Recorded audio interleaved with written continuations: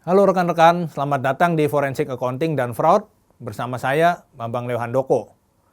Topik pertama yang akan kita sampaikan kali ini itu sangat menarik, yaitu Introduction to Forensic Accounting. Nah, bagaimana? Dari namanya saja mungkin teman-teman sudah mulai penasaran ya. Oke, kita bahas ya. Nah, akuntansi bidang forensik itu seperti apa? Nah, ini dapat diartikan jadi sesuatu yang berkenaan dengan pengadilan. Pengadilan kan berarti bisa dikatakan menjadi berkenaan dengan penerapan pengetahuan ilmiah pada masalah hukum ya. Namanya pengadilan kan berhubungan sama hukum ya teman-teman ya.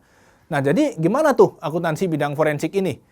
Ini tuh merupakan perwujudan penggunaan ilmu akuntansi untuk kepentingan hukum. Jadi membongkar kasus kecurangan ya, butuh bukti ya, butuh evidence gitu. Di mana keduanya dipadukan dengan kemampuan investigatif ya, penyelidikan yang ada untuk memecahkan sengketa keuangan ya.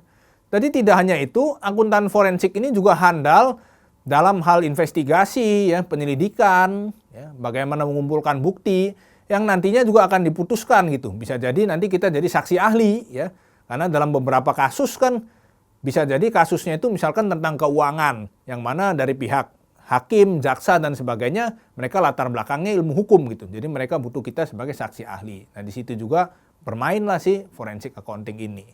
Oke, lanjut. Nah, perbedaan fokus antara accounting, auditing, dan forensic accounting. Ya. Kalau accounting, teman-teman, itu fokusnya adalah bagaimana kita menyusun laporan keuangan, ya, mulai dari awal sampai dengan akhir, ya, dari transaksi, ya, bukti transaksinya dicatat dari jurnal, ya, posting, buku besar, ya, neraca saldo, laporan keuangan, ya, dari mulai sampai penyesuaian, ya, di akhir periode sampai dengan penutup. Nah, kalau auditing apa? Kebalikannya nih, laporan keuangan udah jadi, kemudian kita periksa laporan keuangannya, apakah disajikan sesuai dengan standar akuntansi keuangan yang berlaku atau tidak. Tetapi kalau forensic accounting, justru kita fokusnya adalah pencegahan dan pendeteksian kecurangan atau fraud, ya. Nanti termasuk diantaranya juga kecurangan laporan keuangan gitu. Tapi kita juga akan membahas kecurangan-kecurangan lain, ya, tidak hanya laporan keuangan saja. Nah, teman-teman, apa sih professional body dari forensic accounting ini? Ada yang namanya ACFE atau Association of Certified Fraud Examiner. Nah, professional body ini ada yang global dan ada yang Indonesia chapter. Nah, kebetulan yang Indonesia chapter ini chapter 111 gitu. Wah, angkanya bagus ya teman-teman ya. 111 gitu. Pas banget gitu ya. Nah, organisasi ini yang memberikan sertifikasi yaitu namanya CFE atau Certified Fraud Examiner.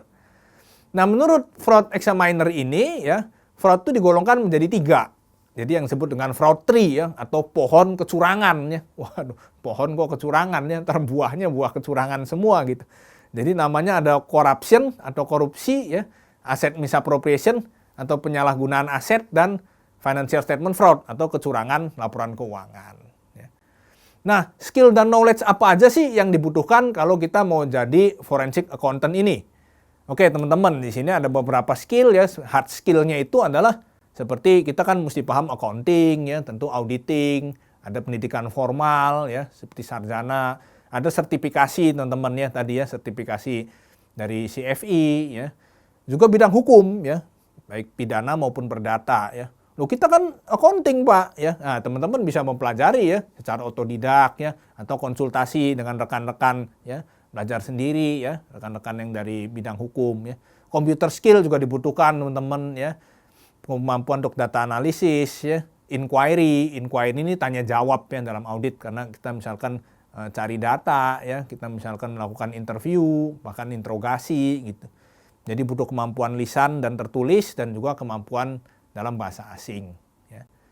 Nah, peluang karir. Banyak sekali loh teman-teman sekarang itu peluang karir kalau teman-teman menekuni bidang akuntansi forensik ini ya.